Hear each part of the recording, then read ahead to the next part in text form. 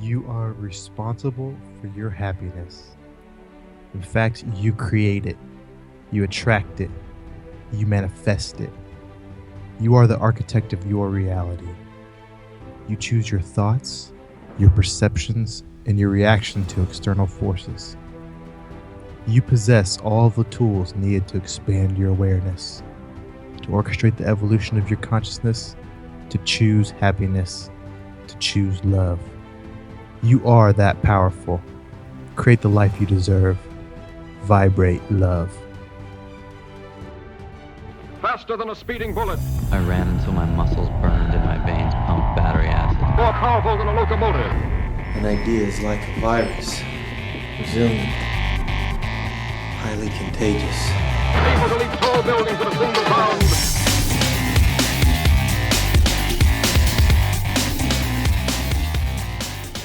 All right, and we're back, ladies and gentlemen. Welcome to the Better Humanology Podcast. My name is Jared Moon, and with me, as always, is Talon Schwam. What's up, Talon? What's up, Jared and everybody listening? Are you ready for tonight's show? I am so ready for tonight's show because we have a good one, man.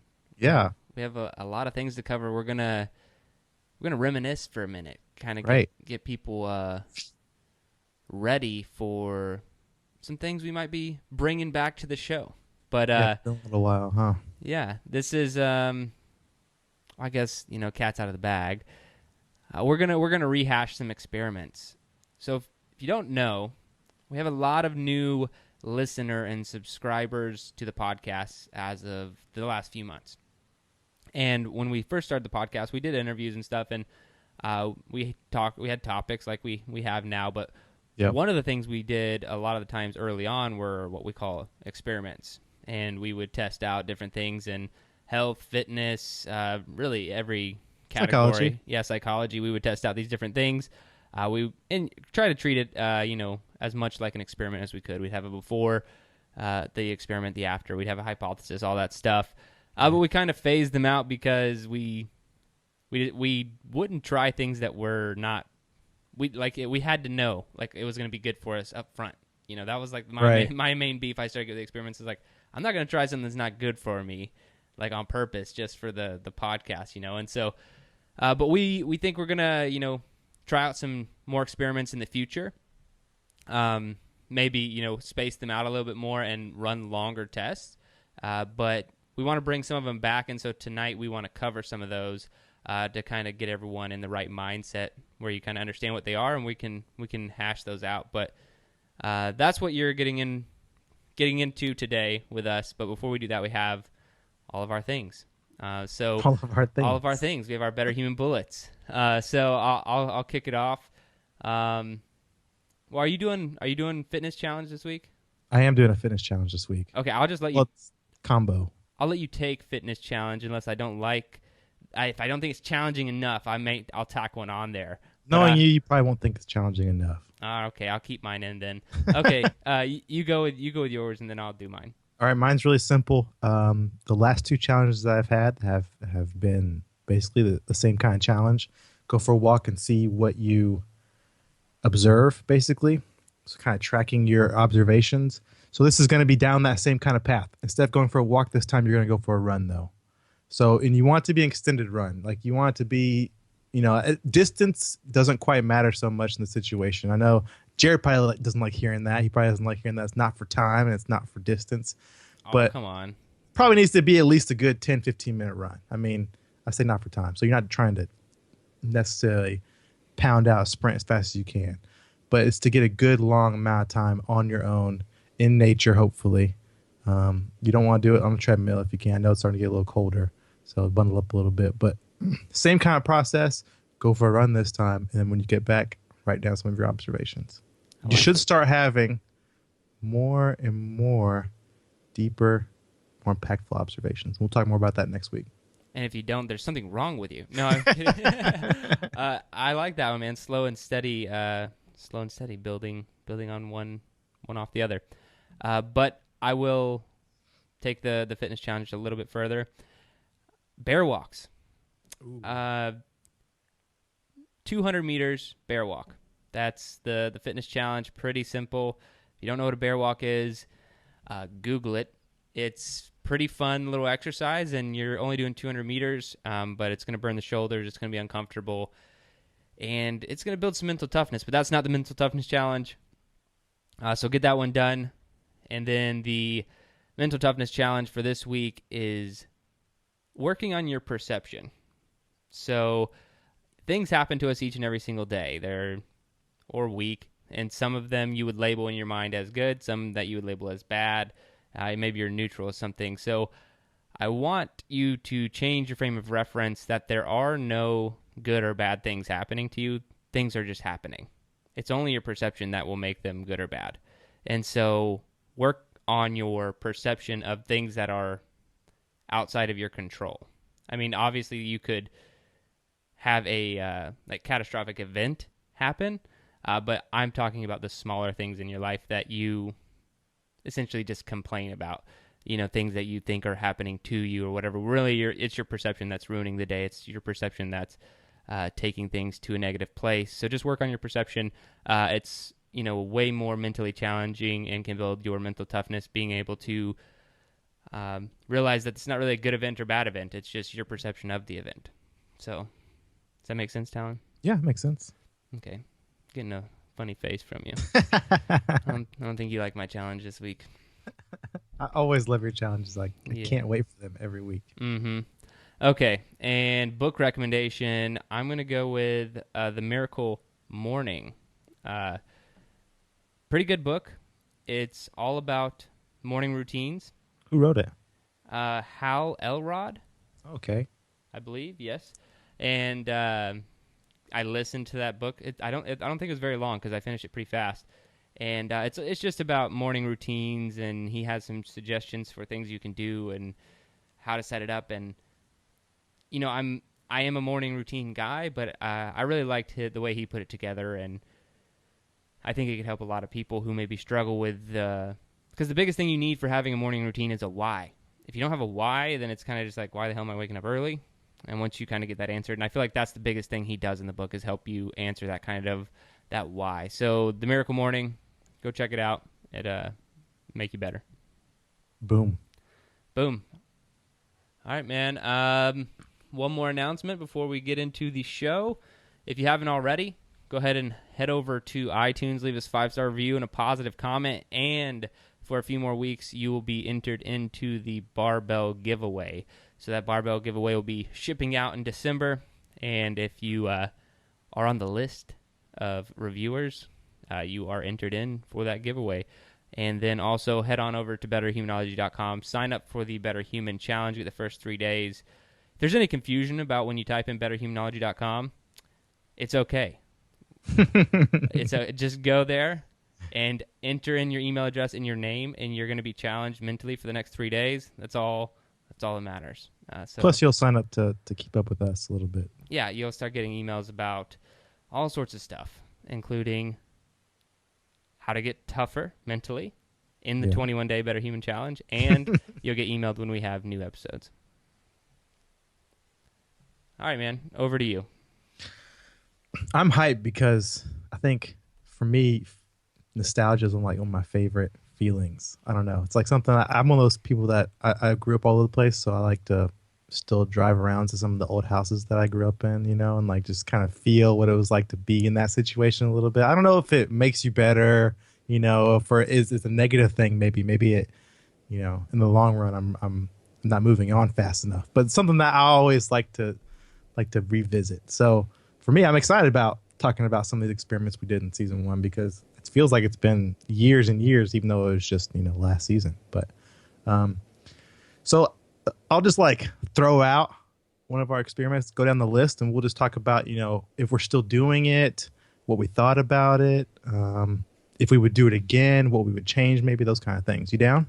I'm down, man. Okay. So the first one we did was meditation. Ah, nice. So I've been all over the place with meditation in this podcast. I've been like, I do it, I don't do it, blah, blah, blah. Right now, I am doing it. I am meditating on a daily basis. So In what kind of way? Like in the traditional way that we tried to do in the experiment, or have you modified it somehow? So in the way you and I did it separately when we did the meditation experiment, you used, was it Stanford or Princeton or something like that? Yeah, I think it was Um, in state. I think. yeah, something like that. And I used Headspace app. Right. Right. Yeah. So I still use Headspace.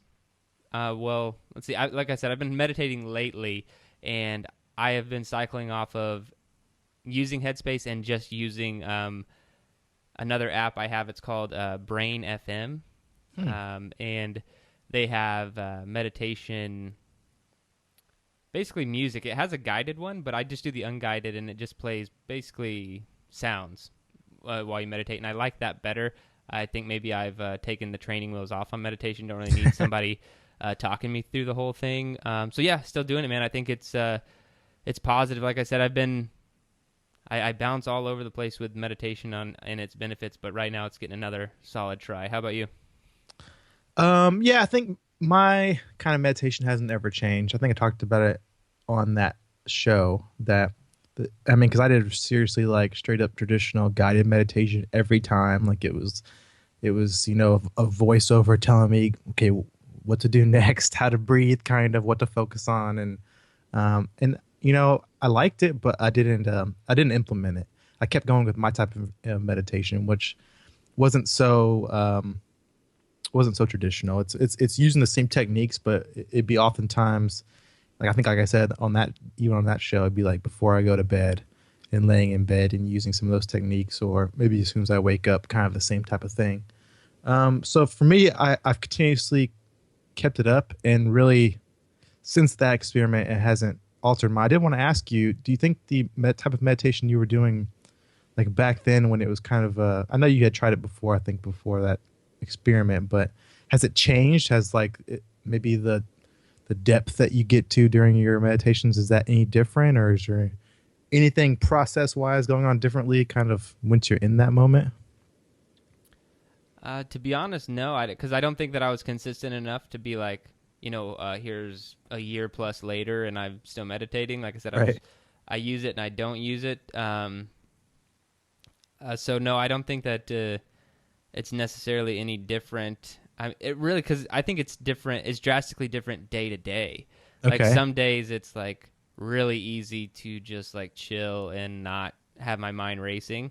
Right. And other days it's like almost impossible to get me to stop thinking. So really, it's day to day whether or not meditation is different. So it's not really like a skill that you're getting better at. I think it can be. Like I said, I just don't think I was consistent enough. Okay, gotcha. Yeah. Cool. Anything else you want to say on meditation? No, man. I remember we both approved it, so I think it's. Yeah, I'll still go with approved on that. Yeah, I would too. So the next one we did, you were super hyped about it. It's cold thermogenesis. Dude, I've been thinking about that one a lot lately. So cold thermogenesis is basically your your body has the ability to burn fat by getting cold. There's Right. like all these studies done on brown fat, and it actually burns other fat and all this other stuff. So we did all the research and put it out there, and you actually lost. What didn't you lose? Lost like 8 pounds. Yeah, or you something. lost 8 pounds doing it. So cold thermogenesis was cool. Am I still doing it? I take cold showers like Right. every day. And now, I mean, the temperatures in Texas are just now getting. I know other parts of the country might be like, oh, what? Yeah, it doesn't get cold here till like December, still 80 January. degrees. Yeah, like we just had a few days that were like dropped into the 40s and at night, and I thought it was like amazing. Yeah. But anyway, I've been thinking like I just remember because we covered our heads and our hands with like Right. gloves, and then we had shorts on, and we were just walking out in like the dead of winter, like walking around our neighborhoods, like basically no clothes on or whatever. And I was going running. I thought it was running. Did you trick me? was it? No, it was just. Was it running? I thought they were I thought late it was just night go runs. outside and get cold. So anyway, that one was a lot of fun. I think just for the mental toughness aspect, it's pretty fun. I like playing with the cold. Yeah, and I know we did a couple other things. Like you mentioned cold showers. We did the cold exposure outside, and I remember it being cold at that time. We did like all of like multiple different things to We make did. us cold. Yeah, the cold shower, Drink, like, cold water, drink cold ice water, Yeah. go outside. Like Right. it's just like lowering your body temperature for a prolonged period. That's how it really works. So if you're looking for like a quick weight loss hack, yeah, try it out. I'll did go. it for 10 days and lost 8 pounds. It was amazing. Yeah, we have the data to say that one's still approved. Yeah, and I still do it. I take cold showers often as well. So I guess that one stuck. All right, so the next one is the gratitude journal, which we've mentioned kind of recently, I think, on a couple of shows. Yeah, so I definitely don't do the gratitude journal anymore. And it has nothing to do with the gratitude. It's just the journal itself was a little too simplistic. Right. I don't like having 10 different things. I don't like, oh, this is my notebook and that's my planner and that's my gratitude journal. Like, I just wanted one thing, and we talked about the last podcast. No, they're not like sponsoring the podcast or anything, but the Best Self Journal. Love that journal. It has a little gratitude section that you do in the morning and a gratitude section you do at night. And I've been using that for the last several months. So yes, still doing the practice, but not using that product specifically. Sounds like a good Christmas gift maybe for a family member that's trying to get better. Yeah, I would go, full steam ahead with that one. For me, the gratitude journal, I think we both approved that one as well. And I do similar kind of, I think what I talked about on that episode too, is sometimes I'll write them down. I think it's important, but oftentimes I won't write them down. I'll like, the last drive I have of the day, driving back home or something like that, I'll just try and siphon through a couple of things why today, I was thankful for the day. And I need to kick me in the butt if I don't keep doing it, but gratitude journal for anyone else, just making sure everyone knows, because a lot of people here probably haven't listened to all the episodes. It's basically just, it's gratitude, what you're thankful for, like what you're thankful for in the morning and at night. And I think there were some other things in the gratitude journal, but it's really just the gratitude practice of being, having gratitude at night and in the morning. That word was escaping me, I think. Yeah, so that's basically it. I'll do quick recaps after you mention the experiment where everyone else is on the same page. Okay. A lot of recaps for you, my man. Yeah, I'm the recap guy, right? After that, we did an experiment on sprinting. Sprinting was a fun one. Yeah. Yeah. That's what you're definitely still doing. I mean, I do some sprinting, and to be honest, there's not a ton of recap on that one. You can go back and listen to the show if you want, like the exact parameters and whatnot that we did. But does sprinting make you better? It was almost an obvious yes. But we were trying to see if it could really make us perform better in a short amount of time, and the answer was yes. Yeah. And so I still sprint pretty frequently. We got faster in like a really quick amount of time by doing it so often. I remember. At least I did. Sprinting is solid. There are a lot of benefits. I mean, growth hormone, there's all sorts of things that it can do to your hormones. It's great for exercise. I mean, sprinting is just amazing, but everyone hates it, right? Sprinting sucks. So that's right. The next one was kind of controversial. It was at least my first disapproval. I think you disapproved it as well, though. We did nootropics. And so nootropics, brain supplements, if anyone's unfamiliar, and it's supposed to increase focus and memory and a million other claims. Like mental processes, too, like in the moment, right? It's supposed to be just... Yeah, and then it can also facilitate lucid dreaming, which is a big one.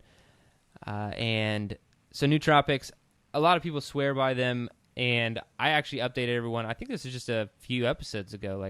I said that I was back on using... it's called Onnit. Alpha Brain was the one that I was using specifically. You're using the same one we tried? Mm-hmm. Yeah. Interesting. So here's the deal. When we recorded that podcast, this was my exact breakdown. I took they came in the mail. I took the nootropic immediately, right? And I think I talked about it on the podcast. It was like, I'm so focused I can't even pay attention to my family. You remember that? That's how it was. And so it was like, man, this stuff is amazing, but it only worked like that once or twice out of the whole bottle. Right. That wasn't consistent. Right. It wasn't consistent for me. So that's why I didn't end up approving it. But now I think for me, and I can't say this as like factual for everyone, I think frequent use was a bad thing for me. Like my body like adapted to it or something, or got used to it. So now I have it. I keep some around, but I use it very intermittently. Like if I'm like really like dragging in the middle of the day or something, instead of getting a coffee, I'll use it and maybe only use it like once a week or once every 2 weeks. And so I still get some of that mental edge without my body like maybe getting used to it or whatever. So Interesting. yeah. I'll have to give it a try again because I think for me, I feel like it never worked at all. Yeah. And I gave some to my dad, and I was like, yeah, you got to try this stuff. And he was like, nothing. Like, Interesting. yeah. Maybe we just have strong tolerances. I don't know. I'm sure that there's some neuroscientist somewhere who could tell you why that is. So the experiment we did after that one was about wearables. Like, there's so many nowadays. When we did that experiment last year, I felt like it was only one or two different options, but we did two separate options, right? I did a Jawbone. Jawbone, and what's the brand I did? I can't even remember now. Fitbit, right? There it is. Yeah. Sorry, you still using Fitbit? No, I think it's pretty apparent I'm not using Fitbit. And we both disapproved that. What's didn't that we? thing called? Or did you approve it and I disapproved it? I think I disapproved it. I definitely disapproved it. I hate wearables. Okay. I think that everyone knows what a wearable is. You probably have an Apple Watch, a Fitbit, a Jawbone, or something. Can they make you better? I think we brought up the part that you can kind of challenge. You could do step challenges with a Fitbit and stuff. So there's a little bit of motivational factor there. But I don't like wearables because none of them can track my fitness. And I've tried them all. I even had there's one called the Atlas wearable. Mm-hmm. I remember being really excited about that one. And I think when we recorded that podcast, I didn't have it. I was like, I'm excited about it, so I got it. Okay. It's terrible. Sorry, Atlas. I even talked to their company and gave them I was like, dude, what's the plan here? And they were just like, yeah, people like you have been having problems with our product. What's people like you mean? People who are into just sue them. all sorts of crazy fitness, just not doing certain things, and then I see. They not doing traditional just exercises. Right, and they kept updating it. So I gave it many I didn't use it all the time, but they do a software update, I'd try it, and it'd be I would do a bunch of pull-ups and then squats and something else, and then it would count 7 out of the 10 pull-ups I did and 4 out of the 10 squats I did. So it was just very inaccurate. And didn't like it. So long-winded story. I don't like wearables because I don't feel like they help me in my purpose. I do a lot of math and tracking on my own workouts as is, and I don't think that those are aiding it. Yeah, they didn't help motivate me or improve my workout. It's short-term motivation. It's buying new shoes. I think that's what I talked about too. It worked for a weekend, or I think maybe it was a week or something like that. And I was like, "Oh, this is awesome!" I think I made a couple of videos. Yeah. I was all into it. I was tracking everything. I was trying to challenge everybody. I was talking trash, and that just died so fast. Yeah. So after that, we did speed reading. I think it was a Tim Ferriss experience. It was from Tim Ferriss's blog. He claimed that this singular article that he had could teach you how to speed read. And so we did it, and we both got better at speed reading. We did, yeah. We did increase our words comprehended in a short period of time. Right. Am I still speed reading? No. You're listening. No, yeah, because I'm listening to most every book, but I do have a book. I was sent a book. A guy wants me to read it, and because it's not out yet, and I'm gonna read it. But it's a pretty big book, and I've been thinking, I was like, I'm probably gonna speed read it because it's really hard for me now to sit down and be like, no, this is what I'm doing now. It's reading. Mm-hmm. That. I have to multitask books now. I love learning, absolutely love it. But now that I've gone down the Audible train, it's hard for me to go back to just reading a book. That's too much relaxation. I don't have that. Yeah. Yeah. I know. It's difficult these days. Are you doing any speed reading? I'm not doing speed reading. I think when we were doing it, I probably felt a little out of place already. I think even after the experiment was over, I was like, this won't be something that I can keep up doing because it's just, it's kind of, it's challenging. And I think it really forces you to exercise while you're reading. So a lot of times when I'm reading, it's more for pleasure, even if it is for learning. And so it makes it a little mental workout that I'm just not really looking for when I'm trying to learn. It's a good tool to have in the toolbox. And if you were a law student or good point, somebody who in those situations, I definitely would be doing it. If someone had to process a large amount of information, but when you're reading for the purposes that we would read, which is just like to make ourselves better or something that we're interested in. Like, because I listen to books on 2 times the speed as opposed to just listening to it normally. So I don't mind processing information faster, but yeah, I just don't have a lot of books that I'm reading in my hand. Yeah. Well, from here we went on some more fun experiments. I feel like I loved the next one we did. We called it like how a standing desk can save your life, but we just did it and trying to stand as much as possible. Do you remember that? I do. For me, I remember I was in grad school at the time, and I had to go through an entire class like standing, and it was the most awkward thing. People were laughing at me. It was ridiculous. That's what I remember about that experiment. Yeah, so I've been doing the standing desk since before that episode and still doing the standing desk. Right now? Doing a standing desk? Right now I'm doing a standing desk. Wow. Yeah, I'm... leaning desk. You can lean.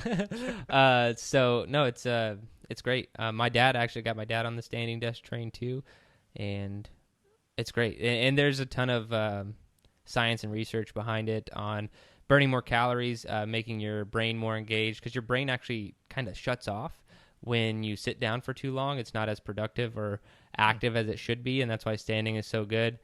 And yeah, it's really cool. Yeah, I think we both approved that one. I remember feeling like my legs were definitely getting more of a workout.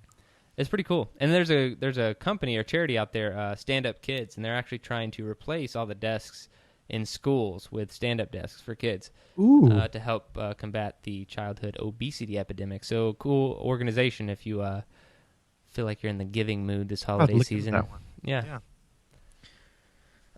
Then we did box breathing. Something you learned from, was it Seal Fit? Yep. So box breathing, to be honest, I think that Mark Devine, he's the founder of Seal Fit, just kind of renamed box breathing because it has different names, but it's really kind of a meditation where your breaths are controlled. So you'll inhale for 5, hold it for 5, exhale for 5, hold it for 5 seconds. And so, and the times can be different in box breathing. It's almost a form of meditation. You're supposed to clear your mind during the process and everything. I still box breathe every day. Do you really? Yeah. So that is shocking to me. It's not a short process. It takes a little while. It's only 5 minutes. Right. Yeah. Well, but you're a guy that talks about like I have to multitask. I have to be doing stuff. Well, for me, I felt like it took a long time, like to go through the process. Like, okay, I'm counting breaths. Like I'm trying to take really long breaths at different times. So for me, I love meditation, and for me, this seemed tedious, even though I did feel the benefits. Well, and so I cannot believe you're still doing it. Here's what's going to blow your mind. Uh-oh. I already told you I'm still meditating.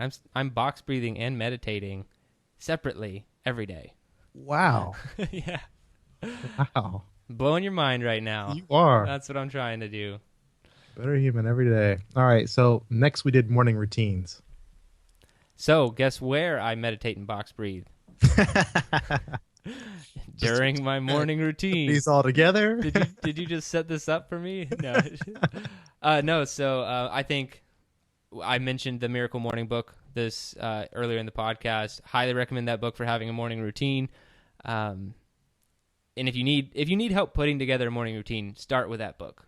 Because I think we talked about this a few episodes ago where I was like, the reason I don't really like the morning routine thing kind of being like a trend and people thinking it's cool is because... You have to find your own, right? Yeah, it's like I said, people will be like, oh, that guy's cool, so I'm going to do his morning routine, or that book said do this, but he has like some almost like generic starting points that I'm like, yeah, if you don't know what to do in the morning, start with his suggestions and then make your morning routine your own. Because what I didn't want mine to do was just wake up an hour earlier to start working, which is what I would do if you just put me like in a room with nothing to do. I would be like, okay, well, I guess I'll just start working earlier. Right. And that's not what I wanted my morning routine to be. So yeah, I think morning routines are great. I think they get you centered and going for the day. Are they 100% necessary? I don't think so, but they really help me out. How about you? I'm not sure if I approve or disapprove this one, but I definitely have a morning routine now because I have to. So at this right. point, you didn't have a child, right? Yeah. I was not with child. Like, I guess I've never. Well, I don't know.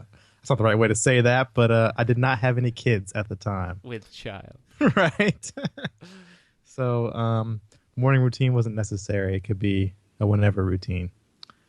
So But, you I do have one okay, now. okay, cool. Yes, it doesn't include box breathing, but maybe it should. Maybe I need to revisit that one again. Yeah, you could box breathe with the baby.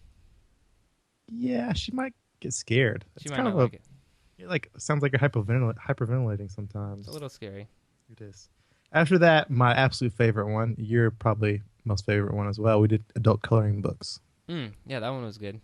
Yeah. Go ahead, talk more about that one. Oh man, so adult coloring books. And what are the benefits of that? Well, they're I think hotly debated still at this point because it's. I mean, since we did that experiment, I've probably seen way more than had been out at that time. People try to say they help with meditation. People try and say they help with gratitude sometimes. They help with mood. Oftentimes, the books will have right on the cover. They'll say, "This is the book you need to, to be introspective," or things like that. And oftentimes, I think what the concept is that you're just kind of you're putting yourself more in the moment, and you're just breaking it down to doing something simple. Like this is what I'm doing right now. I'm coloring, and when you finish out a page, sometimes it can be really fulfilling. And so I think I approved it as a way to improve my mood. What about you? Do you remember what you did on that one? I don't remember if I approved or disapproved, but I don't like coloring. I don't like really super tedious things, and so everything that it's supposed to do for you was the opposite of what it would do for me. And that's what I remember from the experiment. Because like, no, it's supposed to be like relaxing and like this meditative state, and I'm like, no, I know like makes me sound like an ape. Like I'm getting mad because I have to color inside the lines, but it's just I don't like having to sit down and do tedious things. And that's it made you aggravated more than anything else. Right. It did not relax me in any way, shape, or form. But I could see how it could help other people. So maybe if you're artsy. You're artsy. You're artsy. Yeah. Probably a little bit, yeah. So the experiment we did after that one was the 100-mile bike race. Man, we just went straight from coloring books to riding 100 miles on a bike. All over the place. Did that make us better? Absolutely. Absolutely made us better. So Hotter Than Hell 100 in Wichita Falls, Texas was a great time. Yeah, definitely made me better. I thought I'd have more to say about that one, but there's not a lot to say. It was a hot bike race that lasted 100 miles, and it's something I'll never forget. I'll say that. Yeah, and that's what we talked about. These gauntlet events, these pushing yourself, doing tough stuff, right? I mean, this was one of those events, and will I do it again? Absolutely, I'll do it again. But we're in discussions right now. Right? It was a good time, and it's always good after the fact. I do remember you telling me whether or not you would do it again right after we finished. What did I say? You would never do that again. Yeah, I think I said I would never ride a bike ever again. Yeah, I think something along those lines. No, but it was good, and I think it'll be fun the next time.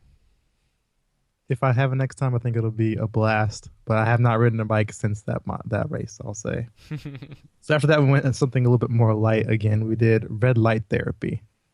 That was a good one. That was your suggestion. It was, and the benefits for it were probably a little touchy-feely. Because there's some benefits for it that really have probably most of the benefits from this are used by people who are looking for cosmetic gains. And that's not really what we're going for on the show, but it did have a couple things where, it's supposed to help improve mood and things like that. I think it's supposed to help like metabolism or something like that as well. Mm-hmm. Not sure. But I remember liking it. I enjoyed the therapy, but I have not kept it up. I'll say that much. No, yeah, I never continued that one. And yeah, it was okay. Yeah, I think my biggest thing was that every place that I could find that had it were going to charge me. Like it had some $200 a session or a week, or I can't remember, something like that. Like it had some research backing it, and it's pretty legit from a cosmetic and like mood altering and all this other stuff. But like you said, that's not something I'm going to add to my weekly routine. And yeah, I think I disproved it then for similar reasons, and I'll stick with it. I think a lot of these things we used to talk about all the time in the first season, the placebo effect. I think sometimes, I'm not going to say that red light therapy is just a hoax and it's all placebo, but sometimes I think maybe people going in, well, this is helping my skin better. That helps with mood too, right? That Dude. just that on its own. The placebo effect. We haven't had that conversation in a while, but I love that conversation just because the placebo effect is so amazing because it just proves that your mind is like a million times more powerful than you think that it is. Yep. Man, if we could my only wish, it was then and it still is now, if we could harness the placebo effect. Well, there's been even more experiments recently about it, about how powerful it is, and in things like curing cancer, even. Yeah, helping heal that's cancer. what I'm saying. Like people will be cured of cancer from like placebo drugs, and they're like, well, it's just placebo effect. I'm like, no. Like, get that guy, take whatever's in his brain, find out, test it, and let's reproduce that. Right. And we're down to the last experiment that we did in season 1. So the last experiment we've done for Better Humanology, and it was I loved it, man. I hated doing it, but looking back on it, this is probably my most favorite. Well, I've already said favorite, probably one of my second or third most favorites. We did beets for a pre-workout. Yeah. Tasted horrible. It scared me to death when I went number 2 after I had taken them. I thought like my guts were just shredded or something, like I was going blood or something. It was crazy, but it really worked. Like it improved my workouts each time. It was crazy.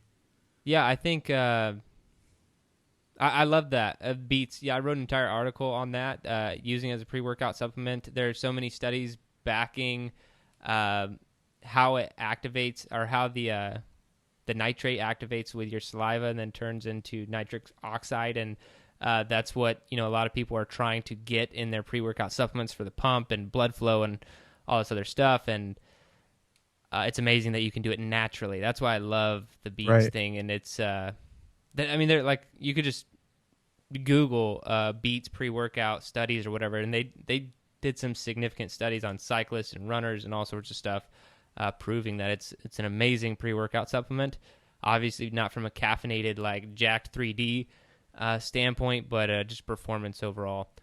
You know what? Real quick, I just remembered our lost episode. Me too. You did? Yeah.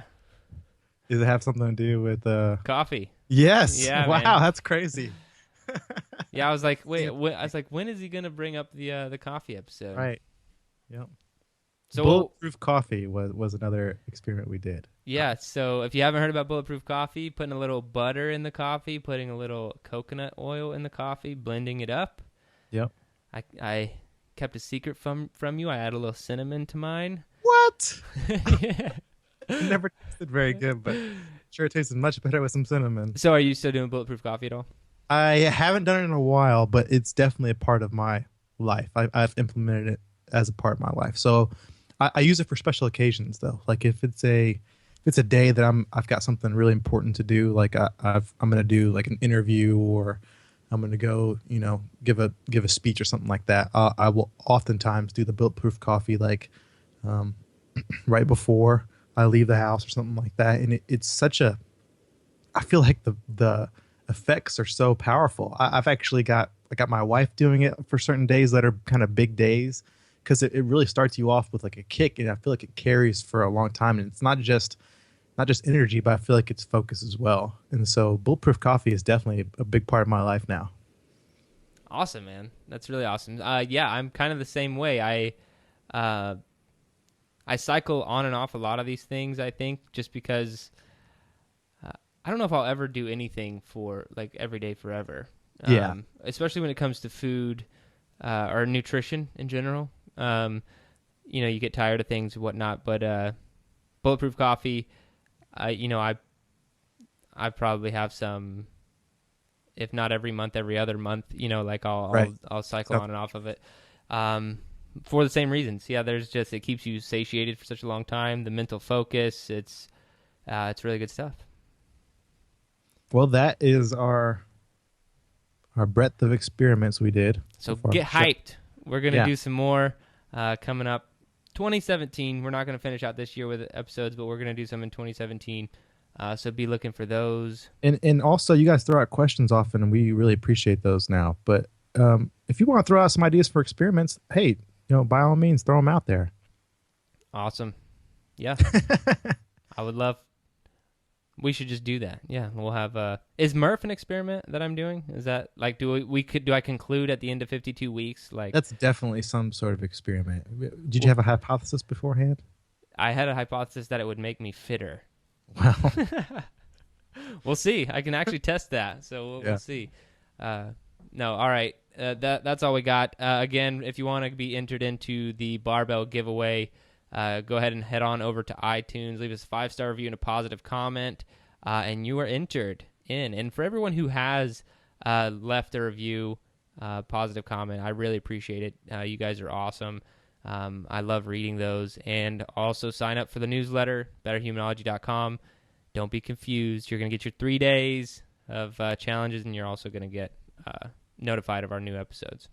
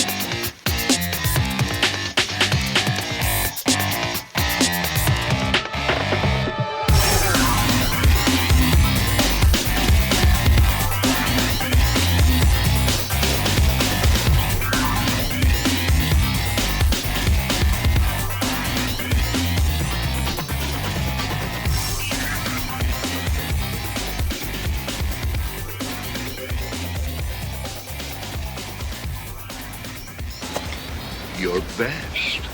Losers always whine about their best.